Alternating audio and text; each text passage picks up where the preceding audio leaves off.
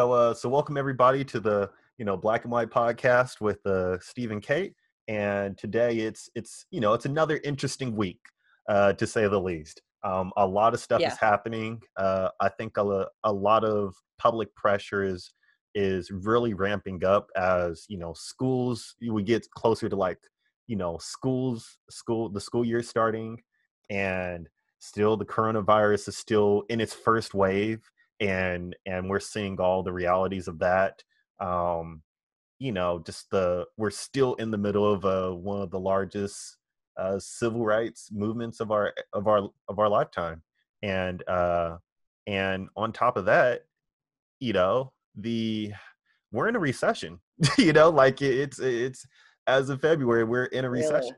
Really? And so uh and so it- it's it's we're looking at all these intersections, and it's just been very interesting to sort of like navigate that, uh amongst all the other adult problems that we have to deal with. And so, like, how's it been for you? How's it been for We're, we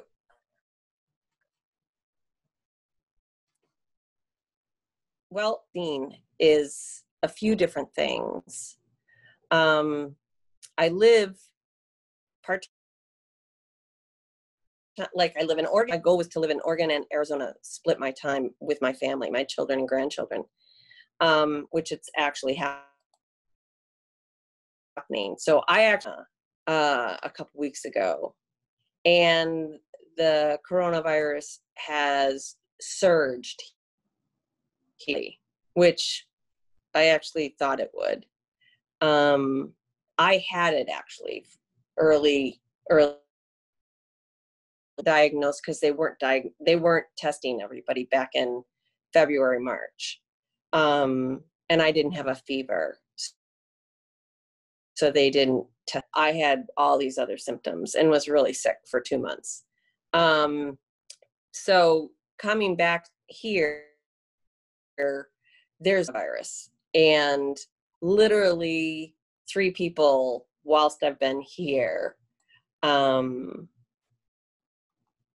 not go to school again. They had to close down preschools, restaurant, bars, because people have been getting sick. And people I know who tested positive for it.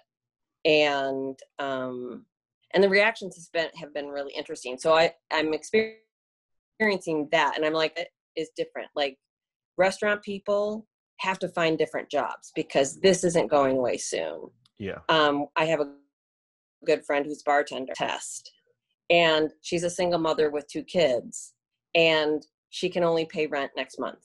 Then she's out of money. Pretty much she's and she doesn't get unemployment benefits again like it was before. So, and then I have an 70s who her son and his girlfriend are living with them, and the girlfriend's definitely got on tests, so she's now been exposed. And so I get a lot of that, and I'm like, life is different as we know it. Yeah. Along the Black Lives Matter movement and different opinions about all of that, and kind of the raging that was going on versus now it's settling, at least the circle that I'm in. It's interesting. Some people are very much staying in challenging mode, and others are like tired of it and don't understand certain things. But I certainly see it less, for sure. Yeah. Yeah. And I think this kind of goes back to the point of, like, only time will tell, because, like, there'll be waves of, like, Yeah. looting and rioting, and that will pass. And then Yeah. there'll be, like, convictions and sort of like other detractors. But then, like, really sort of like the general message of the Black Lives Matter movement still sort of comes back to that, like, core focus as those things sort of pass over. And so because I mean, at least in Portland, there's still protests, there's still all this stuff going on. It's just that people aren't talking about looting and rioting anymore. It's just, like, Which never, then the attention goes off of it. Yeah, yeah, because that was just a timely thing to, like, sort of distract from what the whole purpose is. And so, right now they're not talking about looting and rioting. It's just they're being silent now until something else sort of comes up. Right. And that's sort Well, of the next thing I think that's going to come up, I think the next thing, and it actually came up this week with a family member of mine who, are the athletes going to go back to professional performance? I know the baseball season, they're looking to figure, is trying to do that. And then the football leagues. So, and how that's all going to kind of, but last week, I actually was talking to my family member about this podcast. And what he talked about, how he's part of a like fantasy football, he's into all athletics, he watches things, and he and his friends who are part of this fantasy football league, they're going to boycott football this year. Why? Because of the Colin Kaepernick, what's happening with all of that. I hope he really comes on. I asked him if he would consider coming on this podcast, because he really presents like the voice of people that feel certain ways. And I love this saying, and I don't necessarily agree with you. I understand, right? But I find myself, you and I are in such disagreement. I just want to be a voice that is able to say a white person's questions, perspective, without it being like, I just have to shut up and listen. I know that that's what we agreed upon, and yet hold such an opposing vantage point. And so when I was talking to this family member, it's kind of like certain white voices are just going to go underground. I've heard racism being spoke about, like Black people out in front of them rather than underneath, hidden, and it be really worse. But you can't it's not obvious necessarily. So anyways, he was just saying, we're boycotting, these athletes, spoiled, pampered, have been given enormous opportunities. And I'm told, to some degree, but in some ways. And this isn't the venue. People want events, and they want to forget about life. They just want to watch football and not be a part of a political.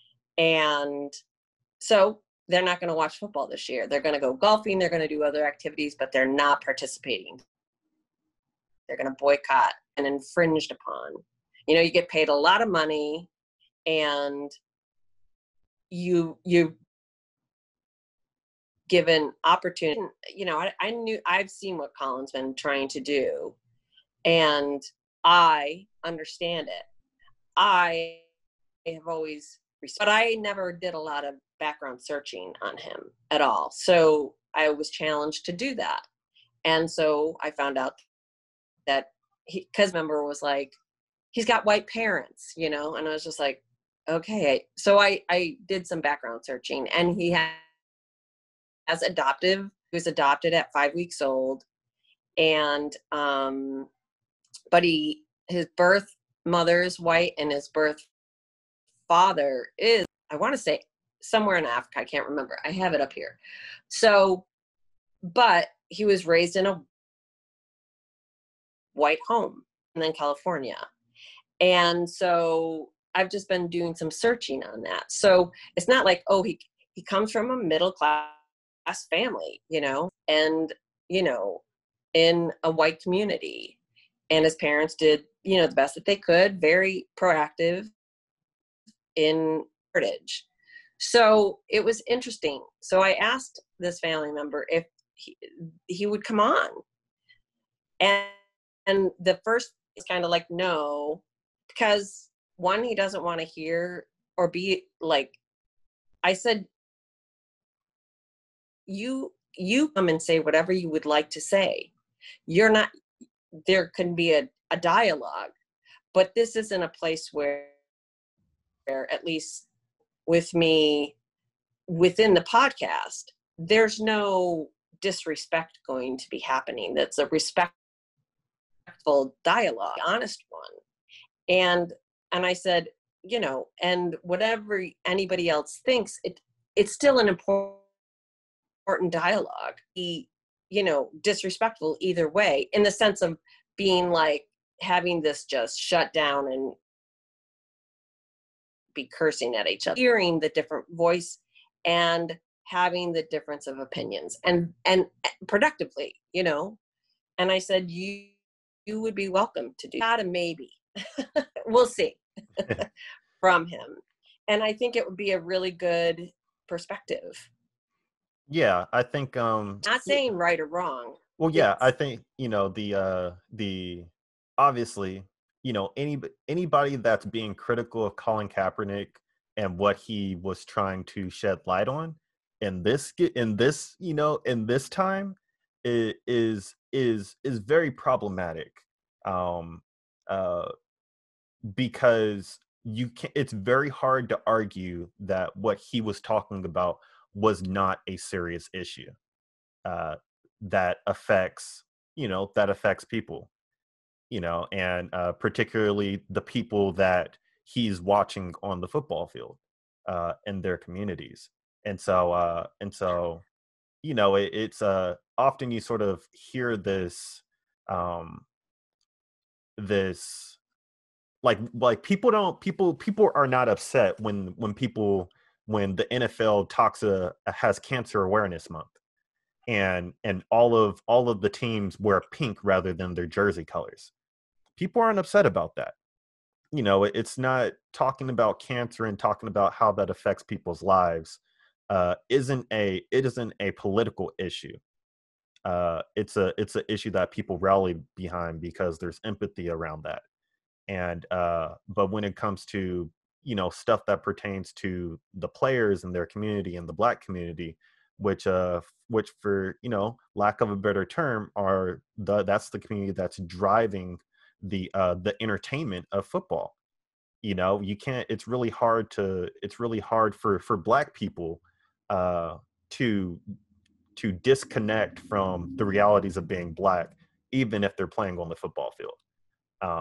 Because that it hits close to home for them. And I would say,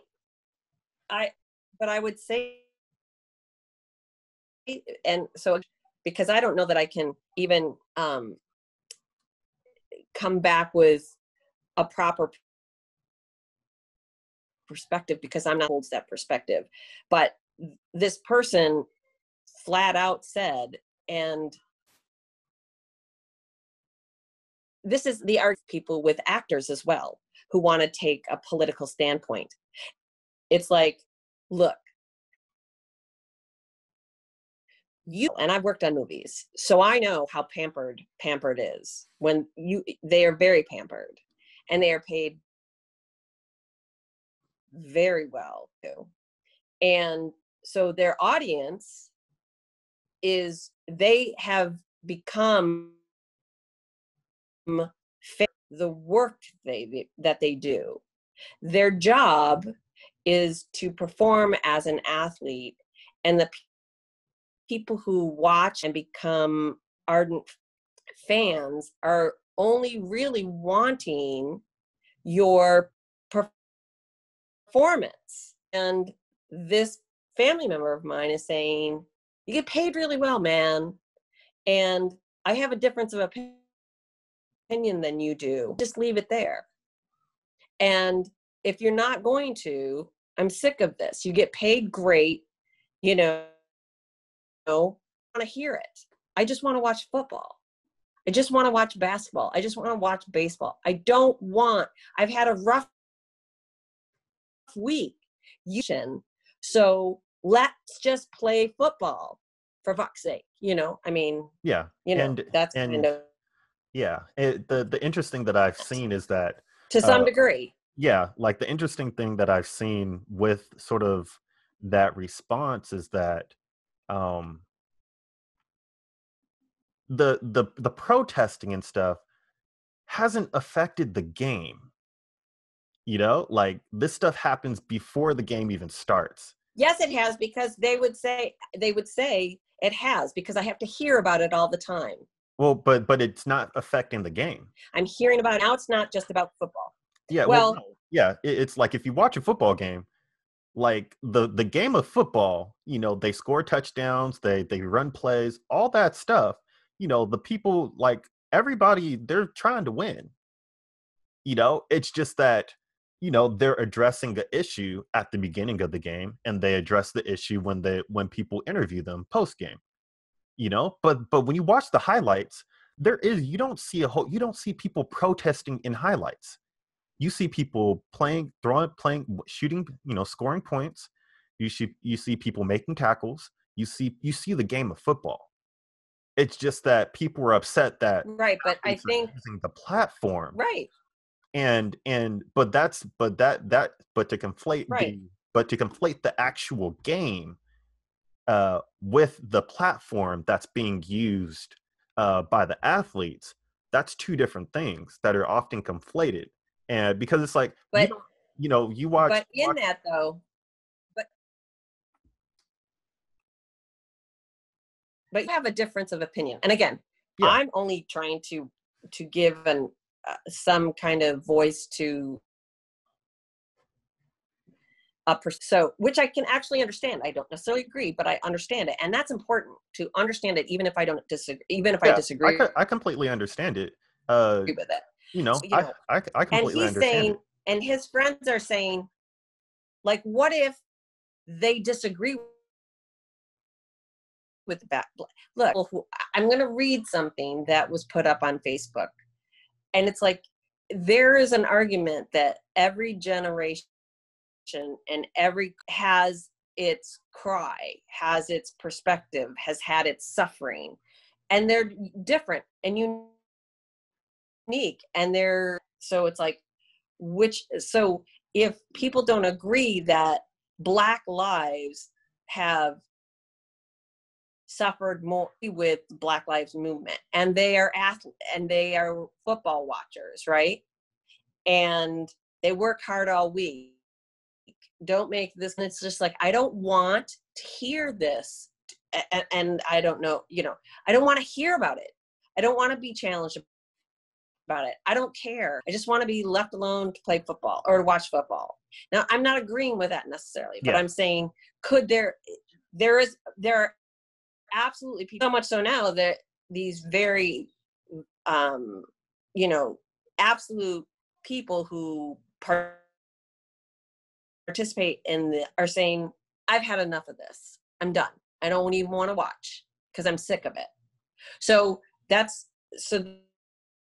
then now let me segue. And now we're going to switch to I'll just read it. So somebody posted, and it's a little lengthy, but you'll get the gist of this. I'm so confused right now. I see signs all over saying Black Lives Matter. I'm just trying to figure out Black Lives Matter. It's not Black cops. They don't seem to matter. It's not my Black conservative friends. They're told to shut up them by the Black counterparts. It's not Black business owners. Their property does not mean anything. It's not Blacks who fought in the military, destroyed by the Black Lives Matter protesters with disdain. So which Black Lives Matter again? I can't keep up. I just can't. I'm exhausted. What I'm supposed to do, believe, and be offended and outraged by next. 2 months ago, first responders were all the rage, heroes. We gave them free coffee, meals, and cheers as they drove by. Today, we hate them and want them defunded because they can't be trusted. Truck drivers were the heroes as well for keeping America moving and the grocery store stocked. Today, we block the roads with protesters, drag them out of the cabs, and beat. Nurses and doctors are still cool for now, but they may be unemployed. They too are heroes, unless, of course, they truly believe all lives are filled with hate and are part of a problem like so many others. Just 45 days ago, protests weren't essential and were considered criminal, selfish, and murderous, gloriously critical and celebrated. All of the obvious criminal and murderous activities are simply ignored. If you protest, you are selfish and you will spread a virus. If you protest, loot, and riot for social justice, you are a warrior and the virus sees. Trust the experts. No, not those experts. Don't wear masks. For 3 months, nothing was more important than social distance. In fact, liberties for it. Canceled schools, medical, blah, blah, blah, all of that stuff, businesses. Then came social justice, and social distance was no more. Things are more cut and dry, though. 1,000 people at 3 memorials for someone they never even met. It's a matter of respect, but 100 or less people, Black Lives Matter. Of course they do. Then multiple Black police officers and individuals were killed during.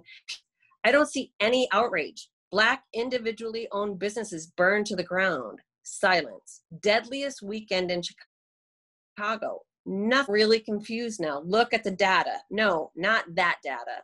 Do the math. No, you can't do the math like that. Only the experts can interpreting the data differently. So just listen to the Black community leaders. No, not them. If you speak, you are part of the problem. If you ask, you don't understand. If you don't ask, you don't care. It's also unpredicting. Nothing adds up. I don't understand. So that's a little bit, but you get the gist. Yeah, and I think that this is so the quote that often comes to mind is one of like the most edgy quotes of Martin Luther King. Let me see.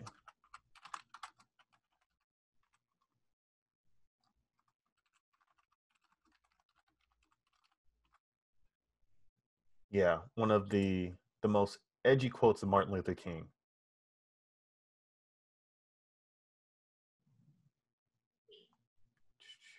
Like where is? Well, I'm definitely not gonna write that.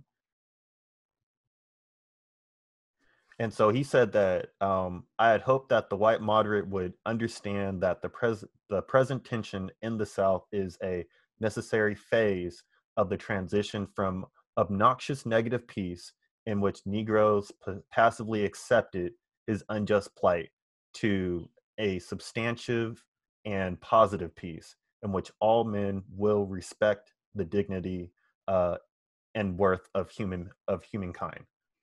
And so when I listen to sort of like the frustration from sort of the quote unquote white moderate, you often hear a lot of the specific talking points that like will continue to be reoccurring.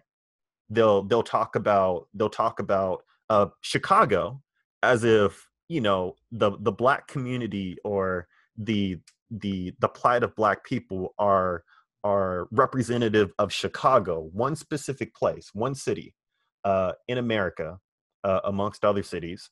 You'll talk about you'll often throw Black cops in there and Black military in there, but not address the issues that Black cops and Black veterans actually address as it pertains to the unjust treatment of them in these institutions, and how if they were white, they would not be experiencing the level of persecution and the level of treatment that they're receiving, especially with physicians in healthcare. Like if you go on Twitter, literally, like among any other time in history, Black physicians are really voicing their opinions about how they are treated as they were going through school, as they were going through medical school, during their residencies, even treating patients, and the things they had to look past and they had to accept just to even become a physician. Even EMTs. I mean, if we're literally talking about this, Breonna Taylor was an EMT.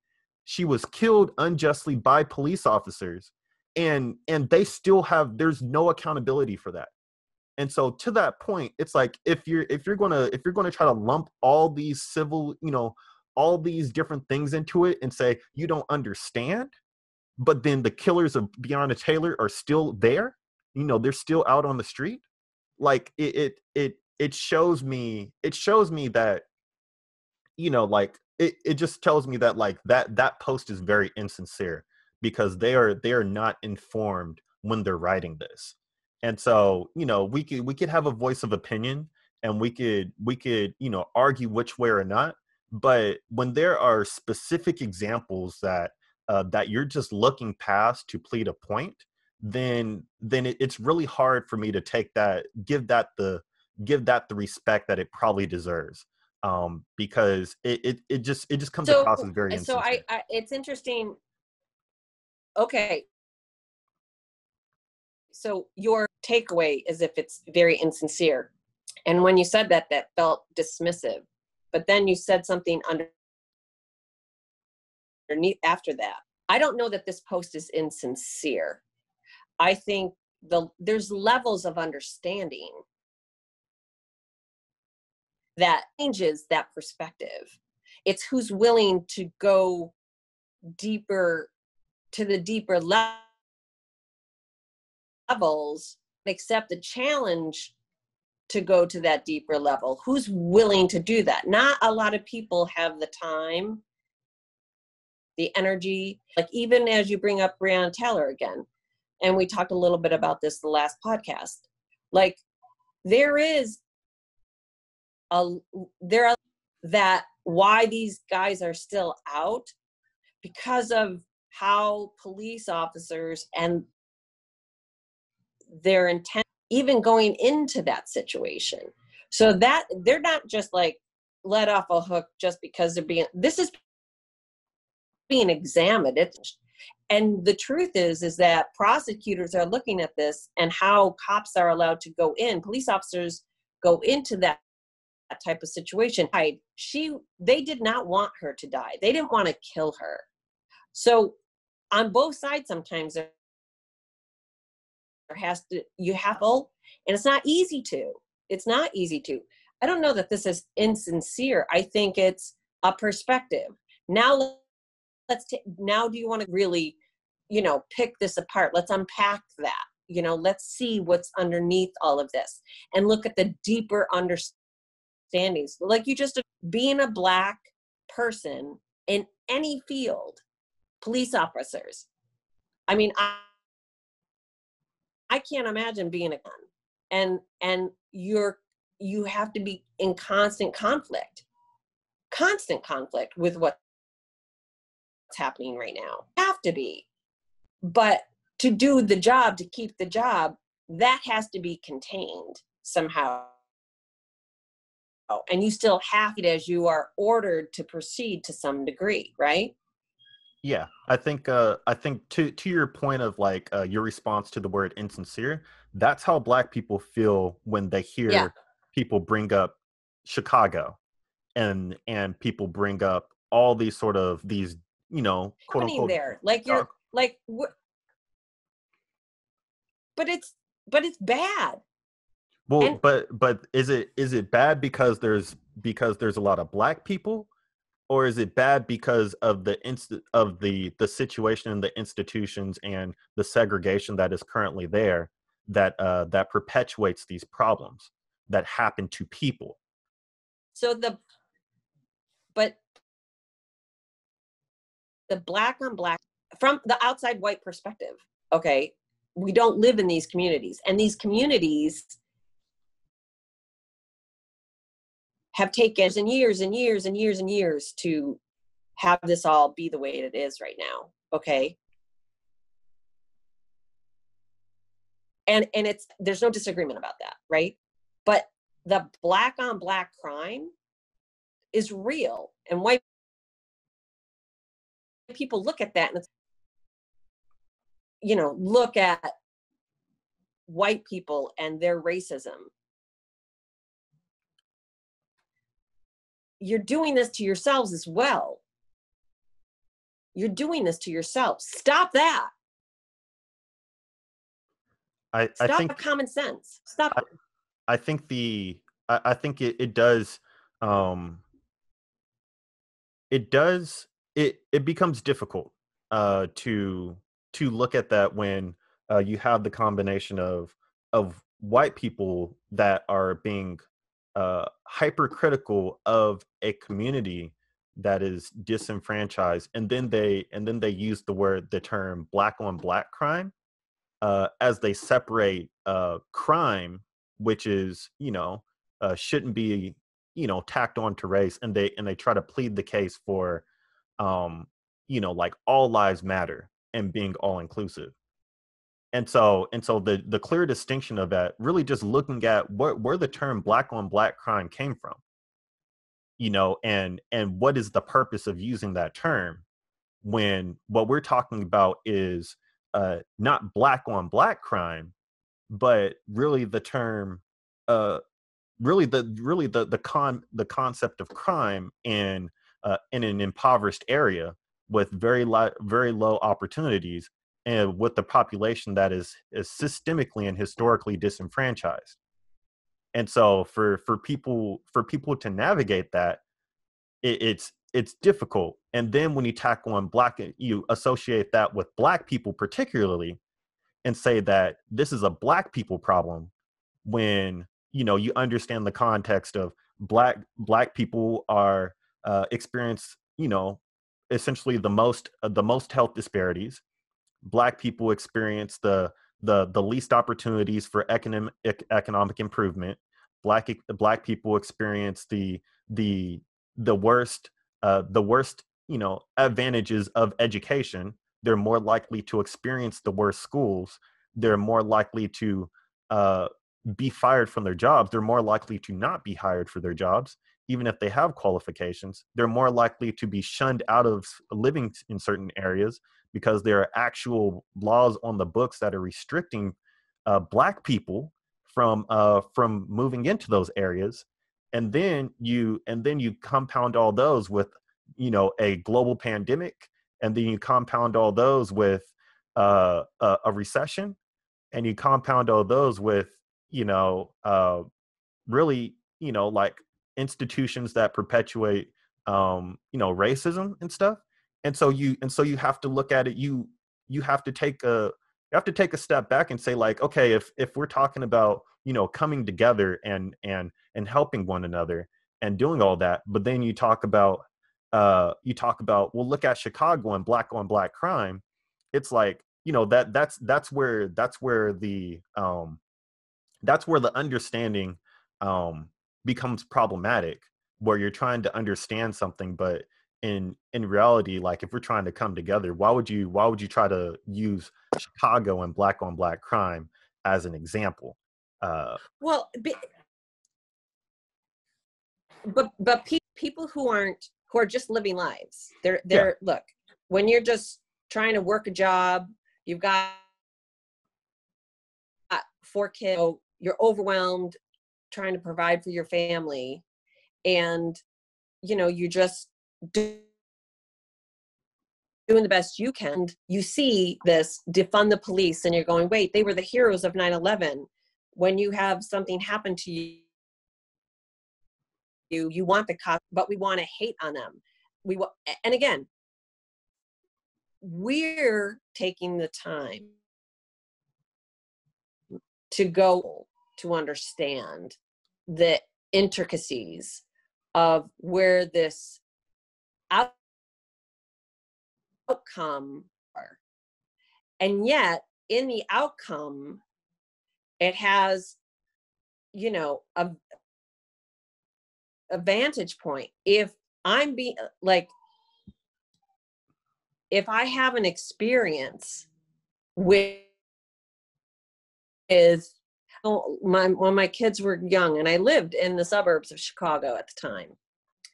And I literally around I was directing a play and at the church I belonged to. And I got a nighttime, and it was a Black man who was like, hey, I'll shovel your walk. Like, I'll shovel, the snow side, part of my driveway. And I just was like, man, thank you, but I don't, I don't have a single mom, broke. And because I was directing this play, church family had made a bunch of food for me, so I didn't have to think about it. And he's like, oh, I'm just kind of hungry. I said, listen, I have some give to you, but I said it like 5 times because I felt bad. I was like, I don't have any money. And so you don't have to do it. That's okay. So he shoveled everything. And I put together this whole forks, knives, drinks, a full package of everything. And I think I threw in a couple dollars. That's all I had. I had nothing. Really, I gave it to him, and I was so grateful. He'd done a great job. And he looked in the bag, and he got angry at me. I was like, I told you I had no money. He's like, and he started cursing at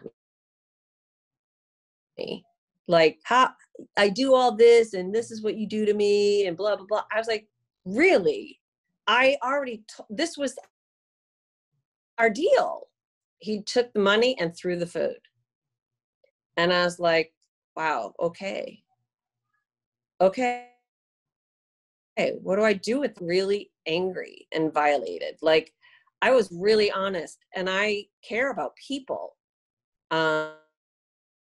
And I admit in a suburb, and a Black man in the evening, single mother with 3 kids, knocks at my door. I'm like, okay, I tried, but it left a really bad.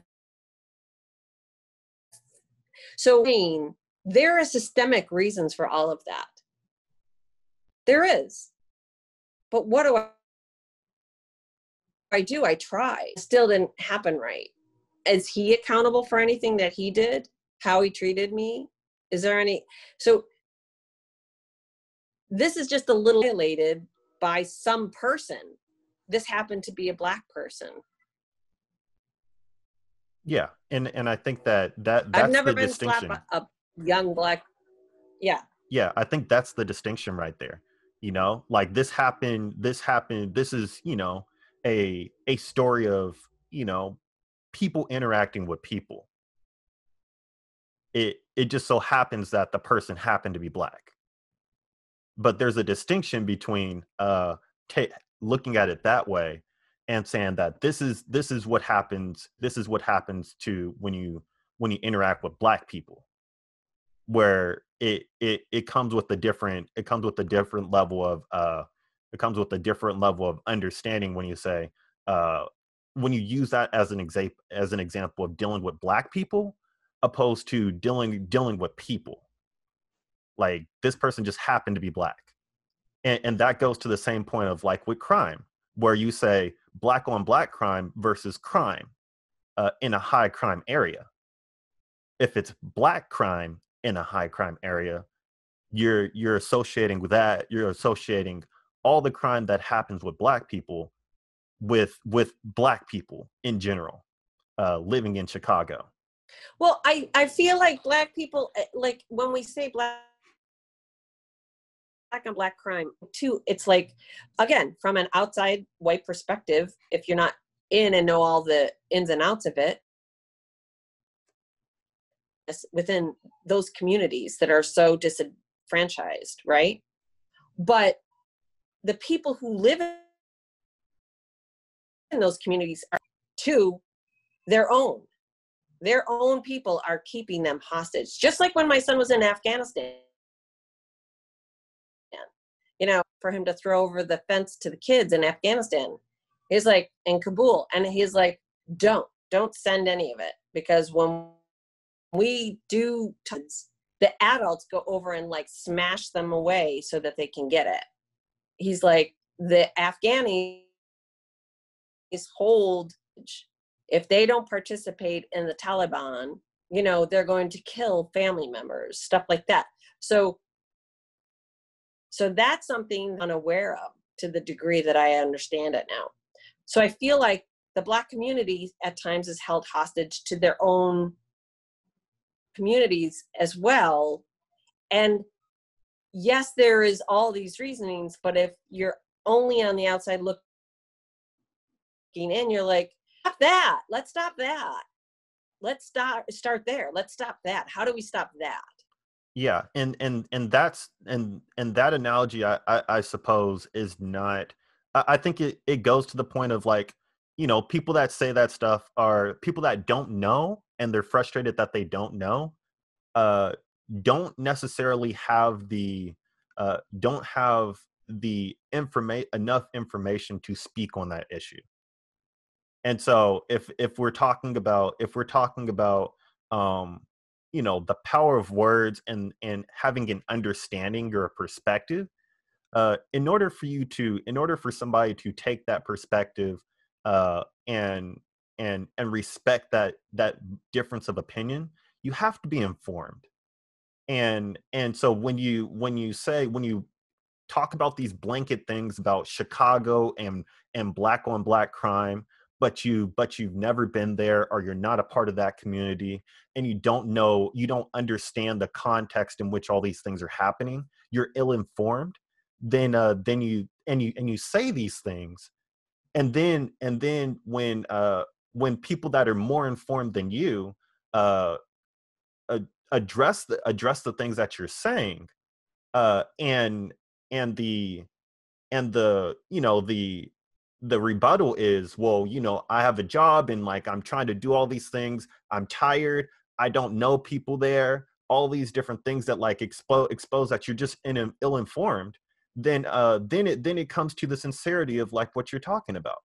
And that often goes to where my mind goes, where, you know, I grew up in an area that is known for, you know, a high crime rate.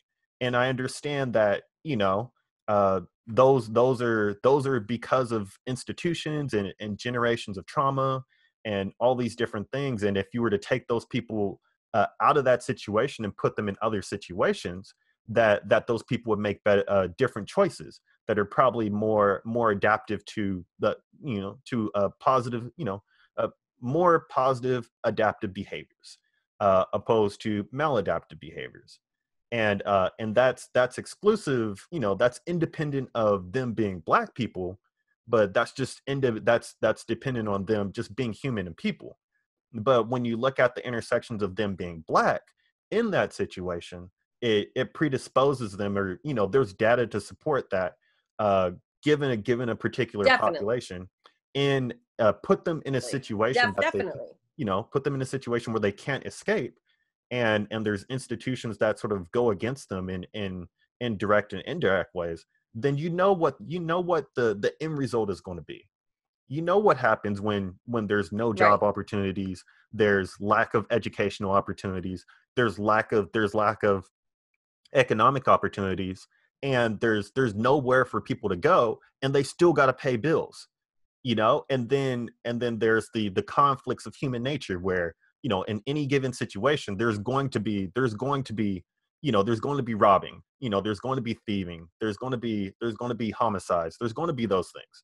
You already know that's human nature. It happens. It, you know, stands the test of time. But when you have those intersections happen all at once, you know that, you know, the end result is what the end result is going to be.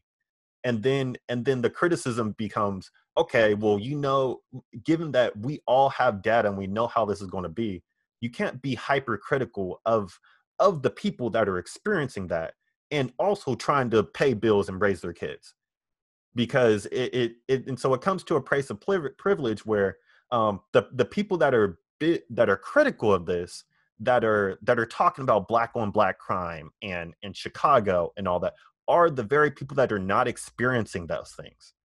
And they're not experiencing those things, one, because they're not black, or two, because they are worried about their stuff in their own community that they're trying to struggle with, and they're not informed. And so that's where it becomes where, you know, like, but even if they but caring about victimized by, you know, their own people, the question, even though the question is like, well, what about this, they're still caring. Like, people are being hurt, are being destroyed, you know, like, so I do, you know, and again, I'm things that are real perspectives from people who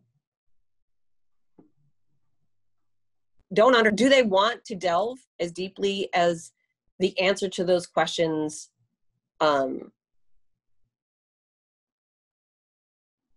need? Probably not. And it was interesting, and again, it takes me to another thing that I watched, and I'm going to send to you week as well. I watched this Netflix documentary that Chelsea Handler did. Oh yeah, yeah. I thought that was and it's I thought that was really Hello, good. Privilege. It's me, Chelsea, and she did this a couple years ago, quite frankly. And so I watched it and on this whole white privilege. Well, she was, when it was first starting to come out, and she went to examine it. And she's from, gosh, I want to say she's from Michigan, from New Jersey. And she was in a large family, youngest, and she like went off the rails, just her personally, at like 17. And she started dating a black guy in her school. And she started living at his house with his mother and his grandmother. She got twice and had abortions. So she went on to be Chelsea Handler, got out of the situation, and her boyfriend got arrested and spent 14 years in jail. And now he's out of jail, and he's trying to like put his life back together. And so she went back, and she went to a lot of different people to talk about white privilege. But she then her own life, which made her actually kind of uncomfortable. And what that revealed, and it was a prime example of what we're at right now. Yeah. So she's a woman, white, in the car. She gets stopped. They get stopped by the police. She's got pot on her, or nothing. The cops let her go, but they arrest him. So now he begins this process of being in the judicial system, and all the consequences, everything that she did, exactly the same things. He eventually did harder drugs on the wheel, right? His mother was a drug addict. He didn't want to be, but then he started down this road. But then he became a part of the system. He began doing harder drugs. And Chelsea, because she was never like, he got arrested for doing the same things that she did 3 or 4 times, or got arrested once, not once, doing the exact same thing he did. Mm-hmm. And her family finally came in and was like, this is bad. And what she realized, and what it was very clear as they were talking, is that the only thing that was different was it was a guy, and he's black, and she was this cute white who was doing just the same things. She had no accountability whatsoever, and got to go have a great, and he's still, you know, finally out trying to make life work. Yeah. And that actually was vaulting. It showed the disparity just so. I would recommend it really highly, sad, really eye-opening. That in and of itself was real. And even she went into like clubs, like an all black thing where it's mainly black people who want to speak openly about their experience. So she brings this crew in, her, to talk about, you know, white privilege. And one chick was just like, I actually feel really angry that you're here, only speaking because I want to say that, and I even don't like the fact that I'm addressing this, but like you're the epitome of white privilege. You get to bring your crew in with you, ask these questions, and really kind of handed her ass to her. And it was real. It's like, but then you go, well, what do you want me to do? But it was very interesting. I'd highly recommend it. Yeah, and like and I thought that was really like a you know, a when we're talking about like using your privilege in a positive way. I mean, Yeah. that was a perfect example of it, because you know, like it, when black people talk about these things and they try to like address the issues of like injustice and being treated unfairly, then you know, one of the counter points is, well, look at what you guys are doing in your community. How are we supposed to take you guys seriously if you guys don't take yourself seriously? And so it's like, to that point, it's like, you know, when these things are happening and people are trying to process this and navigate their lives despite understanding how they're going to be treated, and then you just try to address that, it becomes sort of a affront to your existence. And it's just really interesting. You know, I think if black people had the answers to how to address this properly, you know, like we would be in a different place. But it's ultimately, you know, it's tough. You know, it's tough, and I'm definitely glad that, like, you know, things like this are coming out Well, and and continuing. well, what I really, when you were just speaking about like the difference in kind of using your, I think that that's kind of the example of like, so here's the difference between one way or the other. Okay. So as we were talking about Colin Kaepernick, right? Yeah, And how you choose to turn on a football game, you want to watch football, and you're addressed with this political perspective. Someone's taking a stance, right? yeah, But he's using the very venue that he's paid to just play football at, right? So you're watching football and you think, I'm here to watch football, but I have to, in order to watch football, I have to hear this perspective that I don't want to be challenged by. I just want to watch football and I don't want to think about this stuff, right? yeah.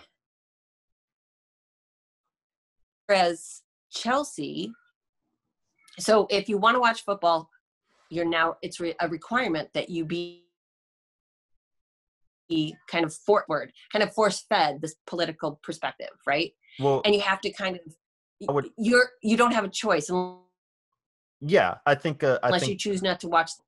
So yeah, I think the perfect example is like, why is it that addressing police brutality is a political statement, but addressing, you know, the effects that cancer has, you know, cancer awareness isn't a political statement. right, right. Well, because so one is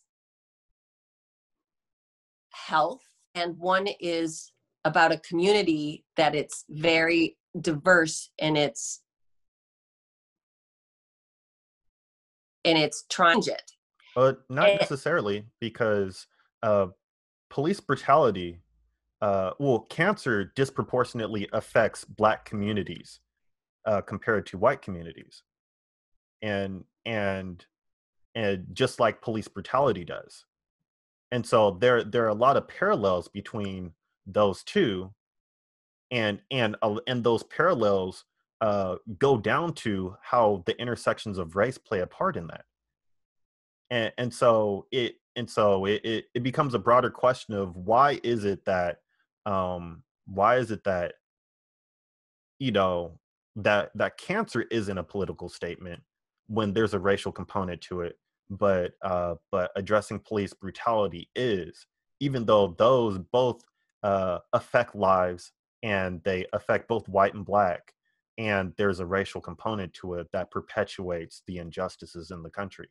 um So it's so I think sometimes I actually happen to be a Christian, right? My yeah, faith is based in Judeo-Christian um, belief, but I absolutely disagree with. I'm ashamed of the many of the Christianizations out there. I'm appalled, repulsed, embarrassed, crying over what that looks like. And then when it talks about, so as a belief within the all perspective is that Christians, this country was founded on, our country was founded on religious freedom, right? We yeah, escaped whatever. So, but the very people who want to force, like even prayer in school, in a public school, I sent my kids to a small and where my faith could be a part of their education. yeah, I don't think it should be in public schools. It's not the appropriate place for it. And my discussion with people often is, well, if you had a Muslim, the public school said your child has to pray, during, we're going to kneel and pray and do all of the things that a Muslim would, they would be out of their minds for that yeah, even to be a part of anything. And they're ignoring the fact that we have a tree, and you would be appalled at that, but you're doing the very same thing by wanting it to be your Christian yeah, faith. yeah, That's to your point of saying, look, we have no problem with I think it's the difference between people do look at public health issue. It's like when people try to start to talk about gay and black, they're different. If you're gay, you're gay. If you're black, you're different. And so in doing that, I think I was thinking of this example. I yeah. was listening to you um to finish the point of, like, I think with the football, it feels like to have to look at this and forced when I'm a fan, and you don't have the right to force me to have to look at. And whereas like with what Chelsea's done, I chose to go see her program. I made a choice to do that. yeah, and Not program, not everybody's going to go to that, but it's, if you want to understand this more, this is available to you. Whereas in a setting as football, where you're there to just watch football, and maybe you don't even want to be confronted about cancer either. yeah, We shouldn't do that either, but right? Like, if but we're not going to, like, the response is that people aren't boycotting cancer. And and and so understanding sort of like, this all doesn't happen in a vacuum. Why is it that people will look past cancer, but whenever you mention something that affects the black community, you just want them to just play football, and you don't want them to show that they're the same actually human. community would tell actors to just act and shut up. Yeah, I mean, yeah, it's just do your job and shut up. I don't want to yeah. But hear from then, you. you know, Yes, I but just then want to when watch you perform.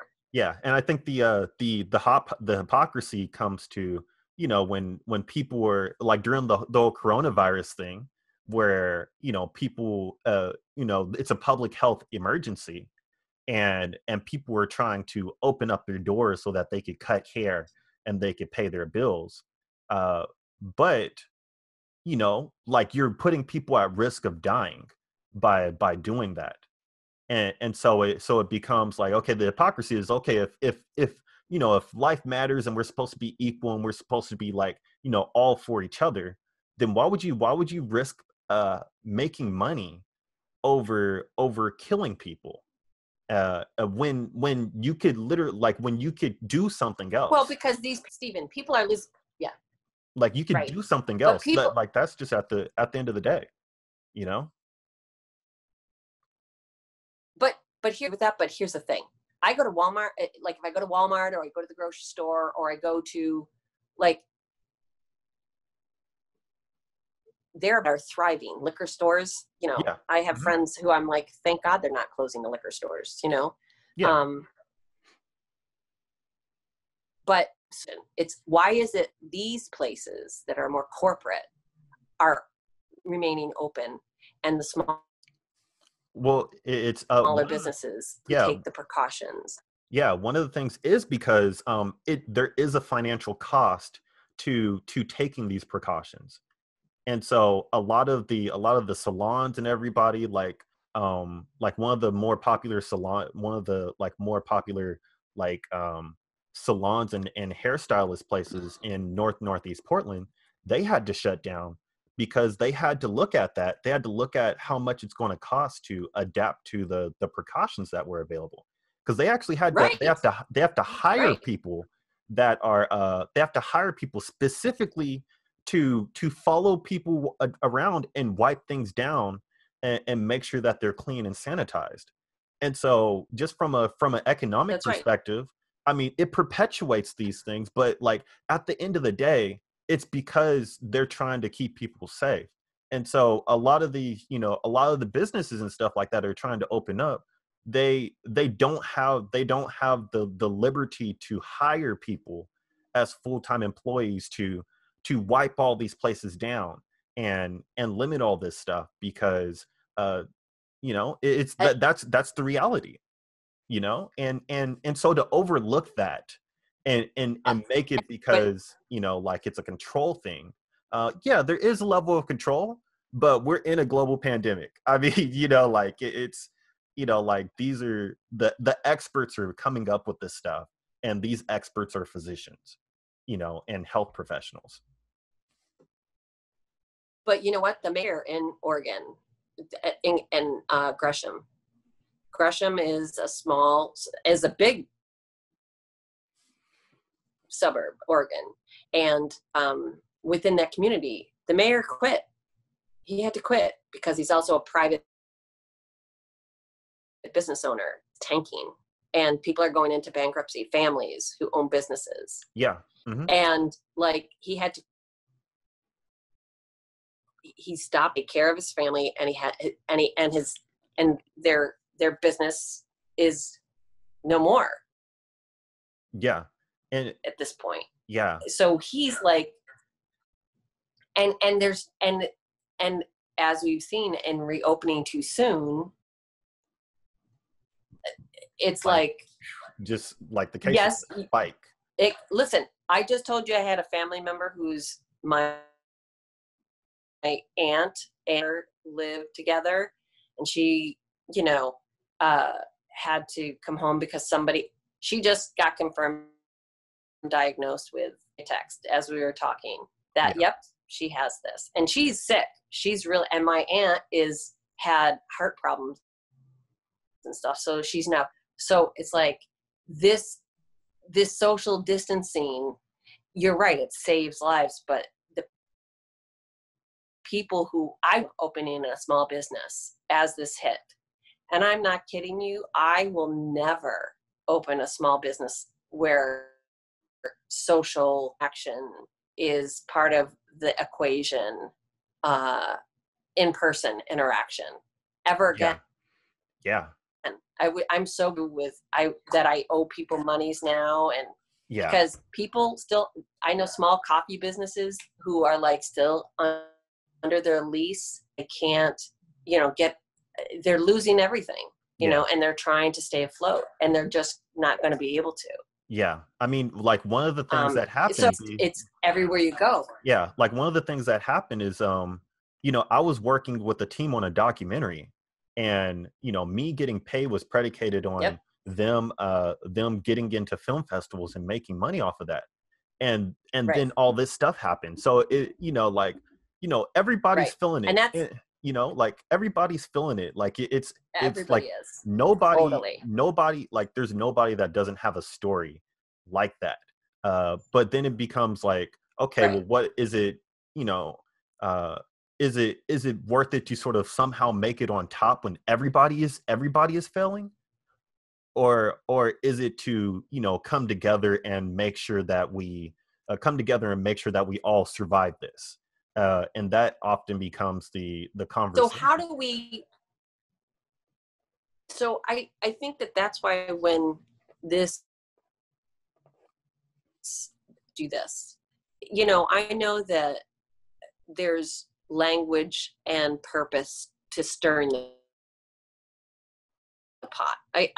I have always just I want to be effective. I want to really change something, like you do as well, different, but I really do. Like, how can we change when somebody's so overwhelmed in their lives, and to have to, like, again, I used this analogy a couple podcasts ago, but like, if you had cancer, you care about cancer, well, field, and you don't have anybody who's mentally unstable and hurting and all that, and you're like, yeah, and you're not really listening necessarily, you know, because that niche of, you know, problem. And Hmm. I think that that's some of it's, if you're not in it, and I think some people are feeling like, well, you got to get in, and now we're not going to give you a choice. Well, I And think it becomes, it's if you want to speak it's on it, then you better get in. Otherwise, don't speak on it. Uh, Otherwise, don't be speak held on it. accountable for it. Yeah, Right. yeah. Like, Yes. and that becomes But a thing. but Like, you have to be, if you're going to speak on it and you want to voice your opinion and have a perspective, then get involved and understand what you're talking about. Uh, well, you know. and like I said, boycotting it. Look, I'm not thrilled with Amazon that Jeff Bezos doesn't pay taxes. Yeah, Amazon doesn't yeah. pay taxes. You And know. I stopped using it. I'm like, you know, and it's convenient, but I can't believe that. I Yeah. just can't believe it. You And, know. It's and so this family member's like, I'm not watching football because I don't want to have to be forced to to hear something or to think about something. Black people badly. I do my part. I'm just raising my family and I'm focused on that. And I just want to watch football. I don't yeah. hurt anybody. I care about, I don't want to be forced to have to be in if Well, all I'm really supposed to be. yeah. I think it becomes a matter of well, it speaks to the issue that like black people have for the white community, is that, you know, when 9/11 happens and when cancer happens and when all these things happen, you know, like we all come together for one thing or another, you know, and that's the expectation as Yeah. like Americans. But when things are happening to black Americans, it becomes a political issue and becomes something that Yeah. has to have a perspective on it. And so the frustration comes with, okay, well, you have no problem watching us, you know, watching us risk our bodies for your entertainment, and you have no problem with us, you know, doing all these things to give you an escape from your life. But when we want to address issues that are affecting us, you feel like you're being forced to see it, to see us as human and in our plights and stuff. And so the frustration becomes, you know, like, why is it that we have no problem, you know, rallying against your causes, but when it's a cause that affects us and that we have control over, why is it a political topic? You know, when we're just So what? we're So addressing, here's you know. a question, right? So here's the thing, though. So think about um, approach. Look, Malcolm X, Martin Luther King, how they went about this was different. You know, Yeah, when it was their time and when that happened. Um, and just even like the fist, like it's a fist in your face. And I get the fist. I'm just saying when 9/11 happened, we all united and it was against people. But I remember a certain sect of Muslim, they're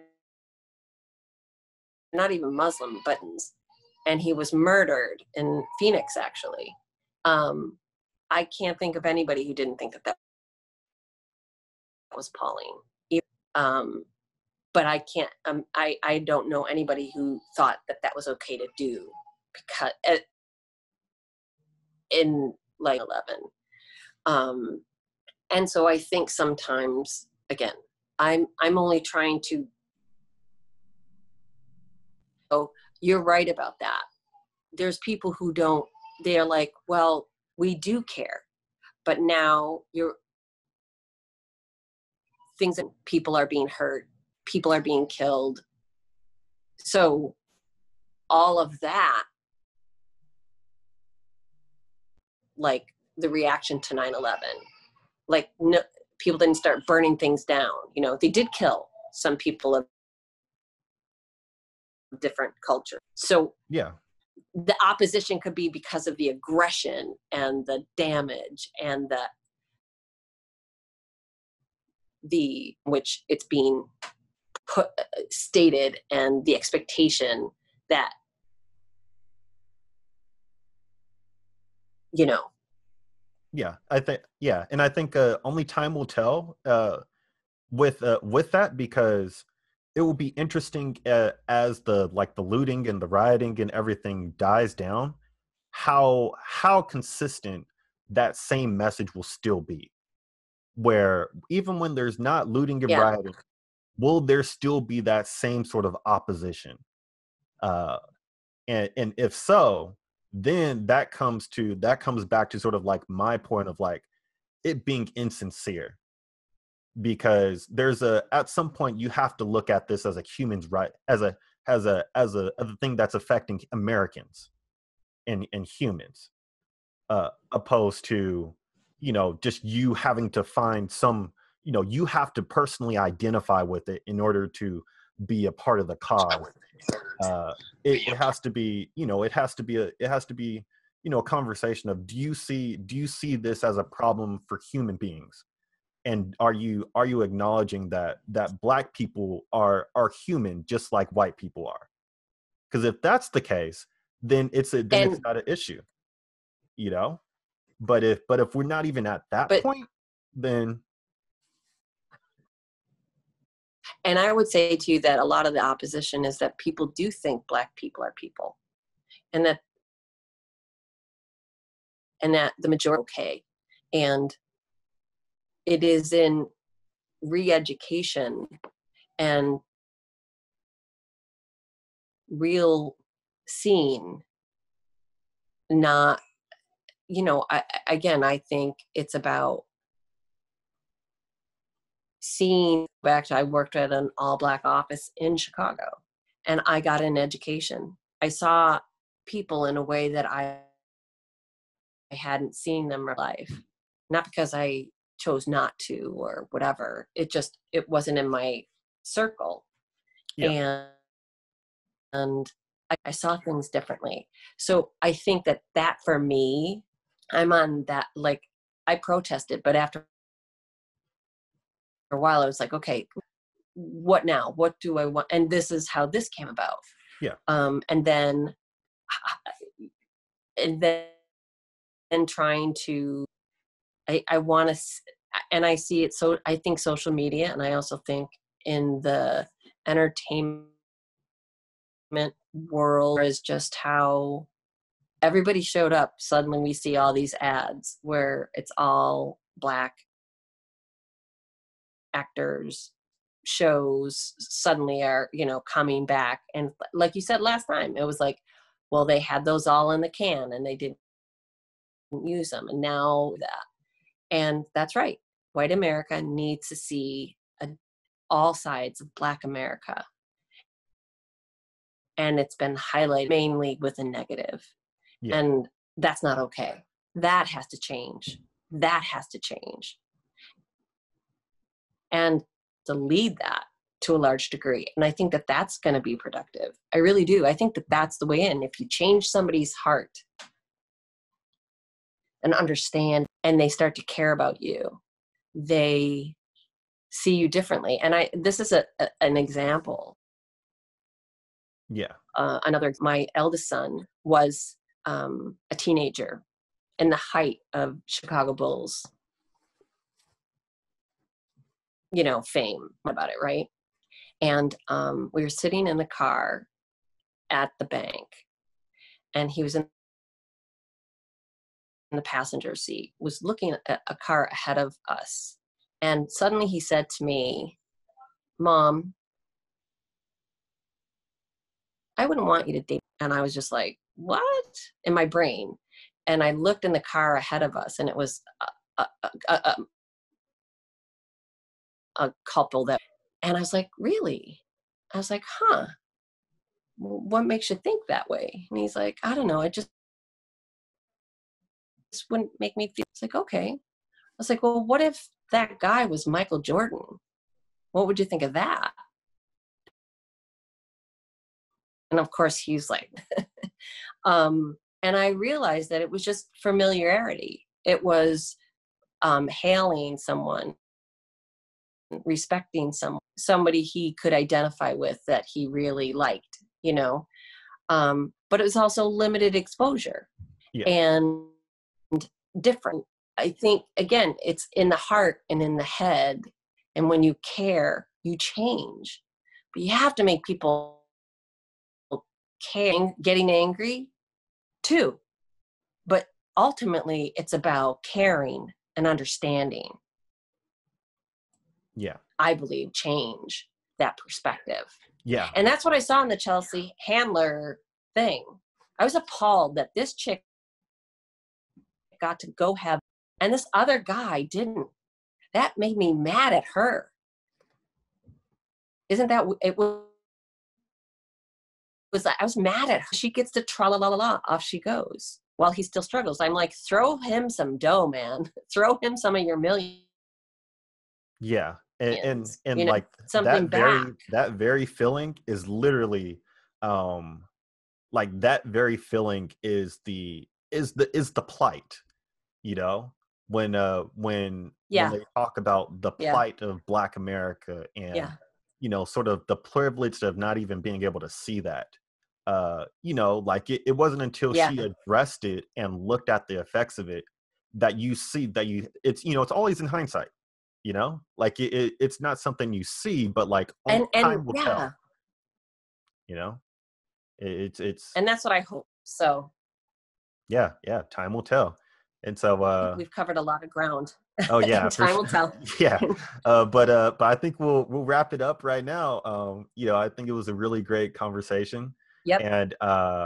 And it's really interesting now because with all the social distancing and all the stuff that's happening just across the country, I mean, there's a lot of good stuff available to like read that's really contemporary about this. Like a lot of articles, a couple of books are coming out. Podcasts, movies, TV shows. It's a lot of those things are there's a lot of contemporary stuff to sort of like that's what reference. I'm talking about. Like it and I think this sort of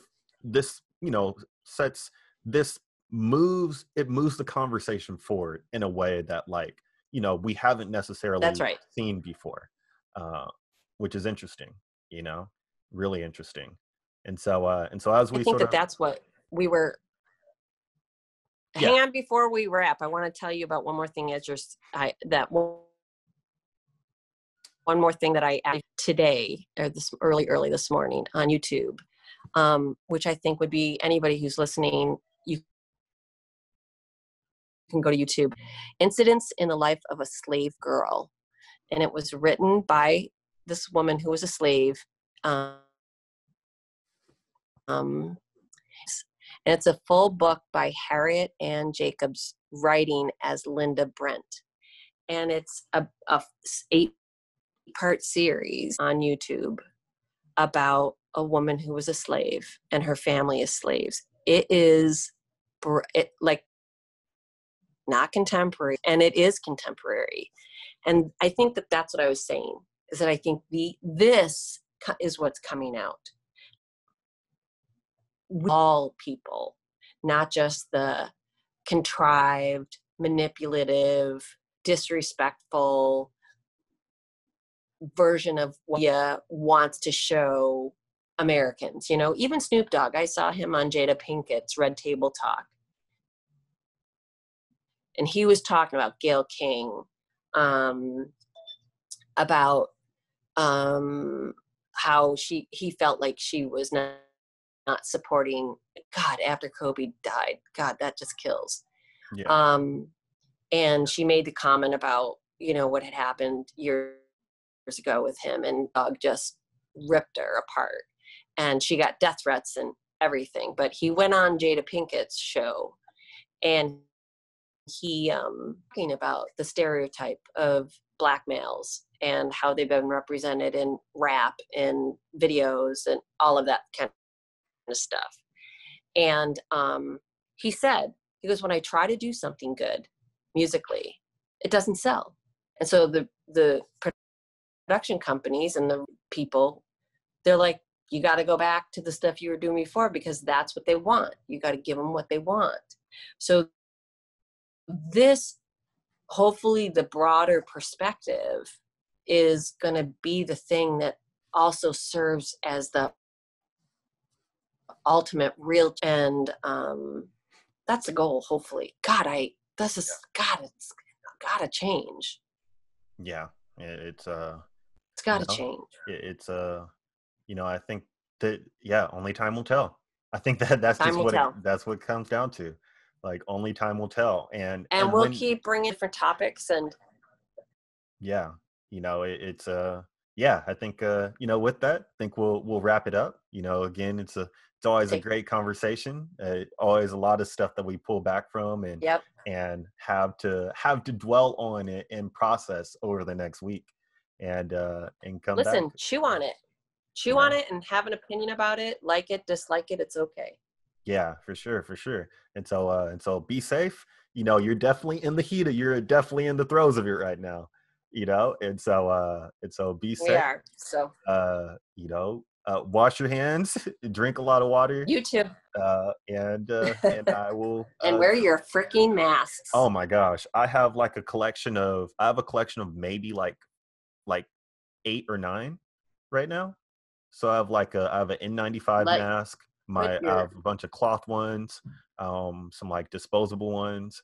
You know, everybody, come on, yes. Wear the freaking mask when you're going out, man. Yeah, it's necessary. You know, it's necessary. Yeah. Okay. Till next time. It's been great. Until next time. Yep. Have a good one. Be safe, and I will chat with you later.